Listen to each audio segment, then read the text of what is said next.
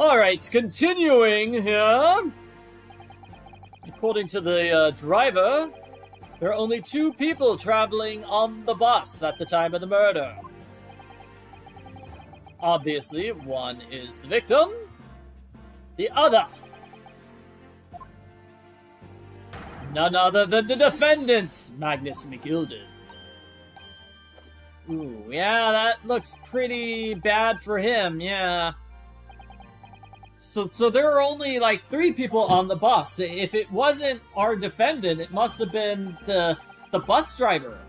Or the bus driver is lying. Right? Right? To be sure, I rode the bus that evening. But whenever I'm in a carriage, I get tired and I fall asleep. So I couldn't have killed someone, I was busy sleeping. Yep, it's the motion of a carriage, Lord. It's so lilting. When I opened my eyes again, it was a desperate sight before me. A body of a stranger. Stranger? So you claim to have not known the victim. Okay, that could be a defense. That could be a defense. And that explains how he got blood on his gloves. He was just trying to help the victim. He wasn't trying to kill the victim. Unfortunately, that statement to the drivers is only just the beginning. There are multiple witnesses to the moment at which the brickmaker was stabbed. Okay, now hold on a second. How were there multiple witnesses if nobody was on board besides the, the bus driver? When the killing took place, they were inside the carriage. And there were witnesses.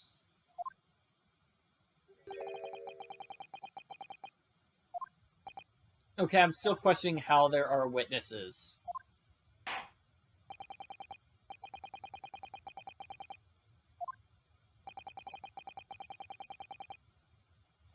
Yeah, let's hear testimony from the witnesses.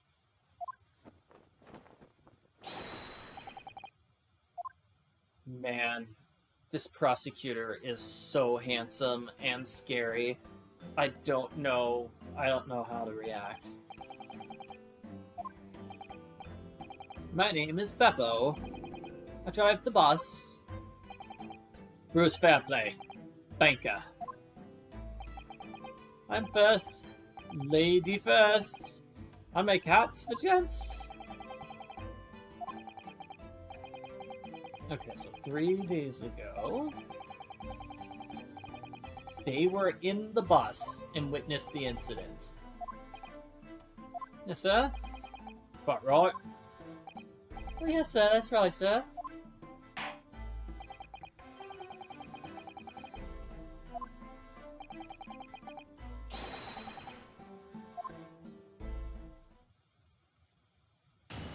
How interesting. I'm still wondering, how could they have seen it if the bus was empty besides for them? It doesn't make any sense. Okay, I only had a few customers. The victim and the defendant sat next to each other on the bus. Out of the blue, the defendant reached over, plunged a knife into his guts. Why were you all looking at them? I mean, were they in the back of the bus, the front of the bus? Since I had to scream, I stopped my bus. Yeah, I saw it too.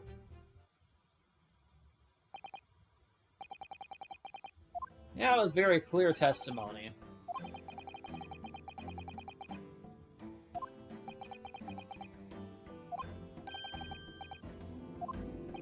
Yeah, do I get to cross-examine these witnesses? Yeah, and it's so confusing, yeah.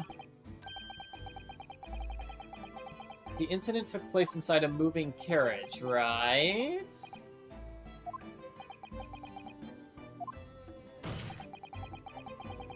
Then how could they have seen it?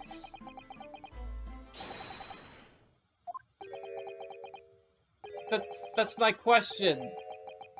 Why is everybody looking so weird at me? I've been asking this question over and over again.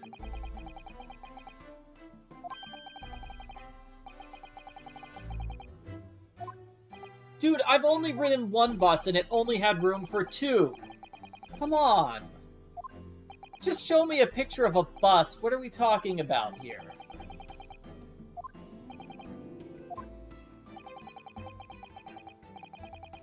Okay, here's the actual crime scene. A carriage is designed to be moved. You know that, right? Yeah? Okay, so we've got the carriage inside the building right now. Wow, they must have some really large doors.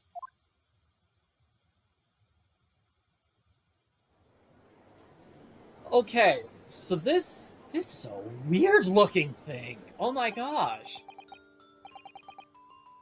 So can we see inside? How many seats does it have? Does it have like 6?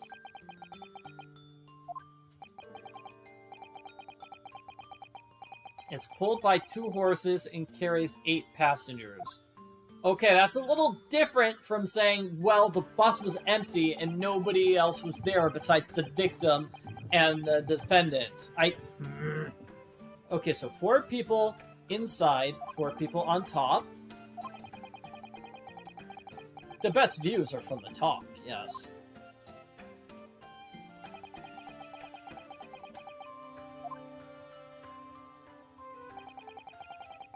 There's a skylight. See, that's something I never would have known. They have skylights traditionally. So that's how there are witnesses and how there was nobody else in the room. Yes, okay. That's a good explanation. You probably should have explained that at the beginning instead of being a jerk about it.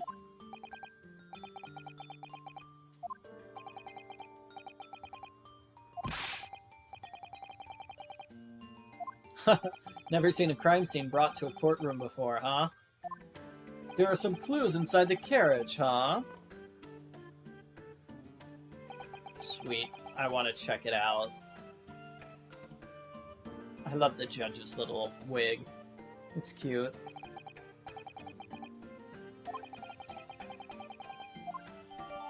How are we even going to examine this as evidence?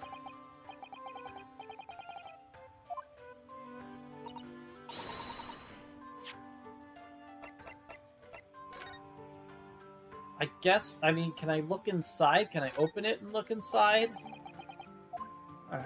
I'm just spinning around the outside right now. Okay. Phoenix Wright omnibus. It's got a Phoenix Wright there. Oh, that's cute. Phoenix Wright. The Phoenix Wright games are amazing, and obviously this game is a prequel to the Phoenix Wright series. Starring Phoenix's ancestor. Yeah, okay, let's go inside. Checking out the inside. Here's the bloodstain.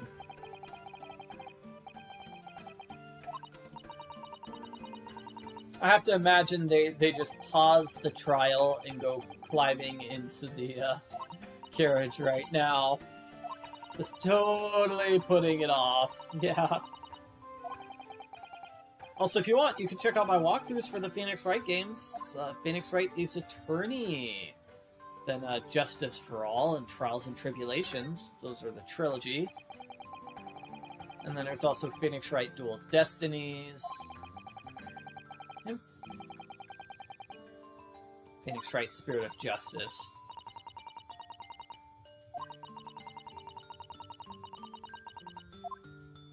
Okay, so that's a message about some sort of crystal tower. Anything else I can examine here? It's the Eiffel Tower? No, that's the crystal tower. Here we can see the skylight. Quite a large skylight, gives you a good view. Yeah, it doesn't look like there's anything to open or shut it. At least not from the inside. So let's see, what is this handle? Oh, it opens up. How curious. Did the other seat have a handle? No, it does not. Well, then what's this for? Is it for luggage? Carrying cases? Ah, and bus equipment.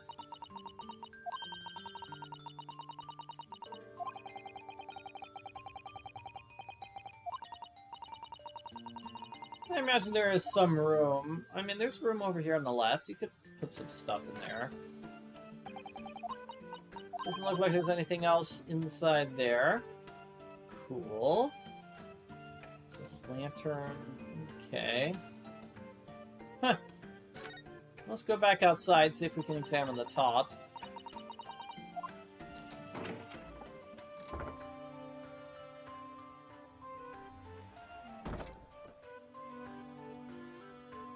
Examine the skylight. Are these seats?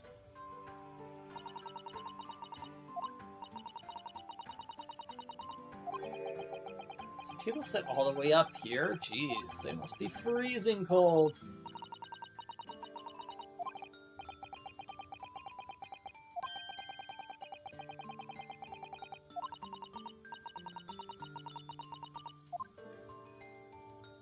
I wonder what those words are that were on there. I couldn't quite read it. Job masters? Check out the skylight from this angle. Certainly see the carriage through this opening. So a lamp would have lit it up. Huh. Okay, enough playing around. Back to the actual trial. Yeah, I should give it a thorough examination. I did just give it a thorough examination, but I didn't find any new evidence. So, yeah. No, don't expect him to understand how cross-examination works, huh? He didn't even know how a carriage works. Yes. Okay. Cross-examination. Let's do this! Let's focus.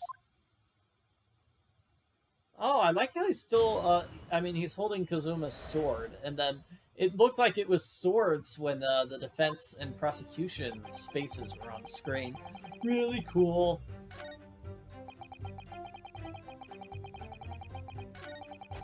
Alright, so as we saw in case number 1, when we cross-examine people, sometimes somebody else will have a reaction. Yeah, so that might be what we're looking for, is to provoke a reaction from one specific character. Well, there are no obvious problems with the testimony, so let's try pressing to get more information.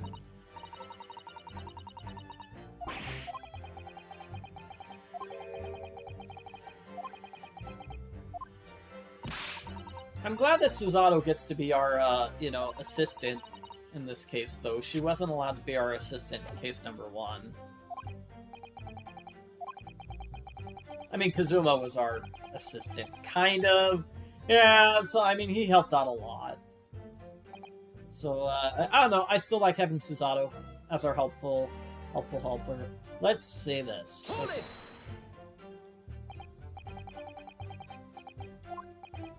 A little after 10, huh? Oh, and here we go. So here's the thing, like, we can check out what's going on with the other witnesses.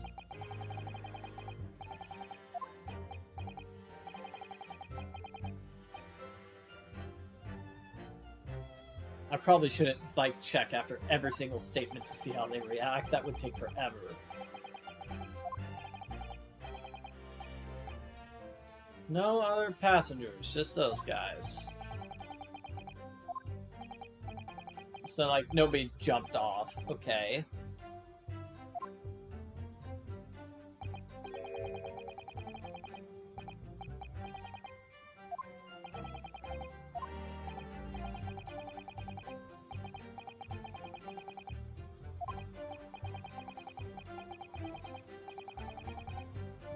Yeah, so he thinks the last bus of the day is worthless and they shouldn't run it. Okay. Hold it!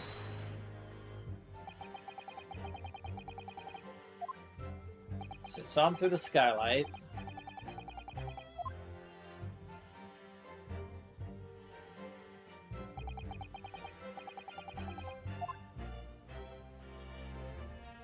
Okay, so they're just sitting next to each other.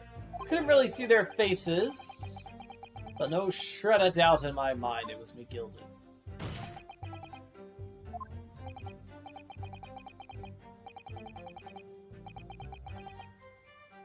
What? You think it was him because he's short? Not to mention when the vehicle stopped, he was inside. So unless somebody like switched spots, yeah, it's probably him. Hold it! So why were you just looking down? You just happened to be looking down and caught the time of the murder?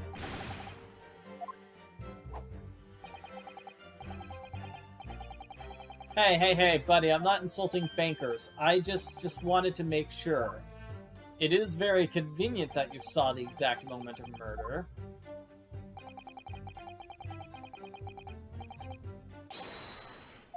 What? Juror number 3, what are you doing, buddy? No, don't interrupt the trial. I'm still cross-examining. He's decided he hates rich people. Whoa! You can't just declare somebody guilty. Oh no! Oh, there's a vote for guilty.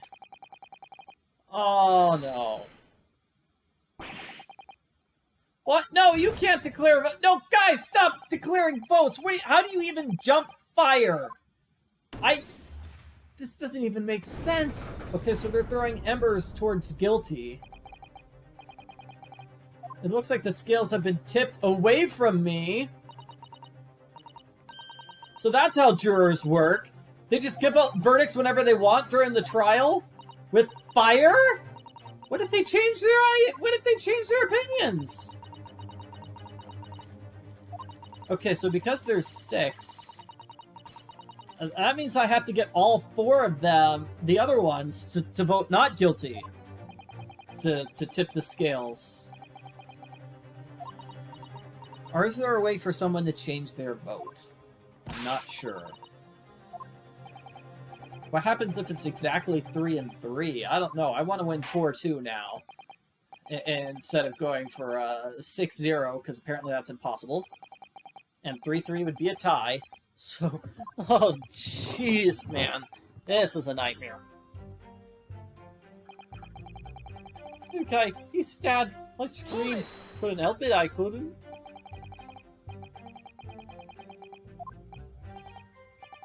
Right, so I was on the roof seats. I saw a little gent next to the fellow that was stabbed. Okay, so the murderer was definitely smaller than the other person. Then I looked down through the skylight. The sword was sticking right out of his belly.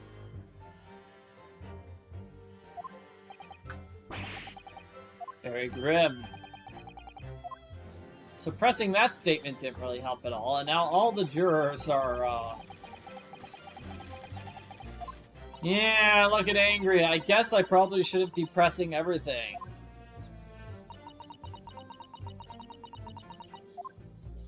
If only we had some sort of evidence. Ah, speaking of evidence, is this going to be added into, the court record?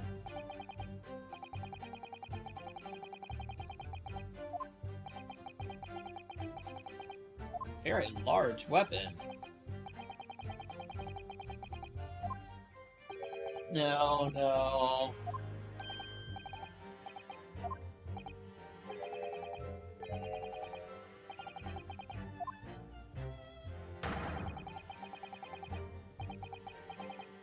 Objection! You're saying he committed murder using his personalized sword.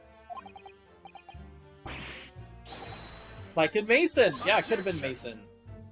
Is there somebody named Mason?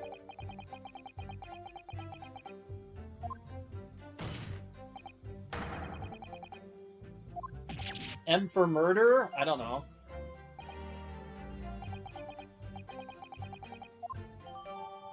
Okay, murder weapon definitely added to the court record. Good to know.